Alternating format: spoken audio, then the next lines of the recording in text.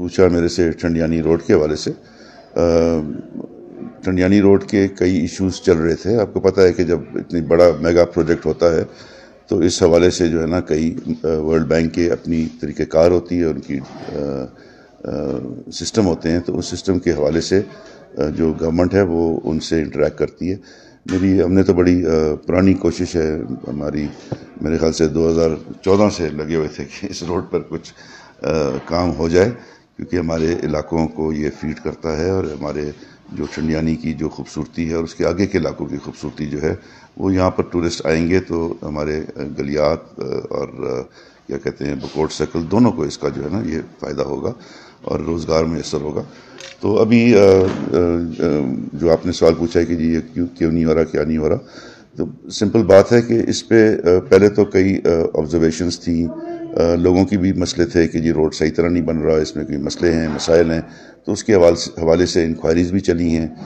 اس کے بعد جو تھا وہ جو ہے میری برگیڈیئر مصدق صاحب جو اینٹی کرپشن کے ہیں انچارج, ان سے بھی میری بات ہوئی ہے کئی دفعہ اس پہ.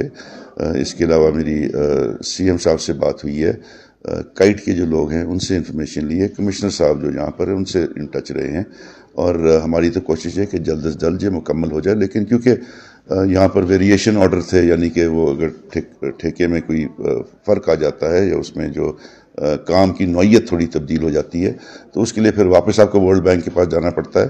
ورلڈ بینک کی آبزرویشنز تھیں, ان کے جو چیزیں تھیں, انہوں نے جو چیزیں نوٹ کروائی تھیں ان کا حل تلاش کرنا تھا. ان کو جو ہے ان کا جو آبزرویشنز تھیں ان کے اگینسٹ جو ہے وہ کچھ اقدامات لینے تھے, وہ بھی لیے گئے. اور اب انشاءاللہ جو ہے یہ سارے مراحل جو ہیں طے ہو گئے ہیں. ویریشن آرڈرز کی بات بھی ہو گئی ہے. اب جو ہے جہاں تک میرے پاس علم ہے, اور یہ میں کیونکہ ہم بڑے ان ٹچ رہتے ہیں, تو یہ پچھلے دو تین دن گزرے ہوں گے جو آخری انفارمیشن آئی ہے کہ خط بھی جو ہے ورلڈ بینک کو ایشو ہو گیا ہوا ہے, اور ان سے جو ہے یہ اجازت مانگی گئی ہے کہ ہم اس روڈ کا کام دوبارہ شروع کرا لیں. وہ انشاءاللہ جو ہے اندازہ ہمارا یہی ہے کہ جلد یہ جو ہے اپروول آ جائے گی.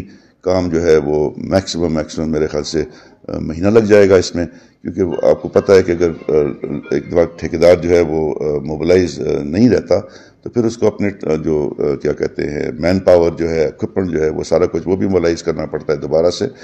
تو اب تو یہ ساری جو مسائل تھے اور ایسے پروجیکٹس میں یہ مسائل ہر وقت آتے ہیں. کوئی ایسا پروجیکٹ نہیں ہوگا جو سمجھیں کوئی فارن فنڈڈ ادارے سے ہوگا اور اس میں جو ہے کوئی ایشو جو ہے ان کی طرف سے نہیں آئے گا یا کوئی آبزرویشن نہیں آئے گی. تو یہ مسائل تو نارمل چیزیں ہیں, اور ہمیں امید ہے کہ یہ جلد کام شروع ہو جائے گا. اس کے 2 سیکشنز ہیں, اس کے 12 کلومیٹر کا ایک ہے تو 12 کلومیٹر کا دوسرا ہے, اور ہمیں خواہش ہماری یہ ہے اور امید بھی یہی ہے کہ یہ جو ہے آئندہ 4-5 مہینوں میں یہ پہلا سیکشن جو ہے نا یہ مکمل ہو جائے گا. دوسرا سیکشن اس پہ تھوڑا زیادہ ٹائم لگے گا, لیکن آپ کو جلد جو ہے باتیں کرنے کا کوئی فائدہ نہیں ہے. میرے خیال سے آپ کو اس کے رزلٹ جو ہے جلد نظر آنے شروع ہو جائیں گے.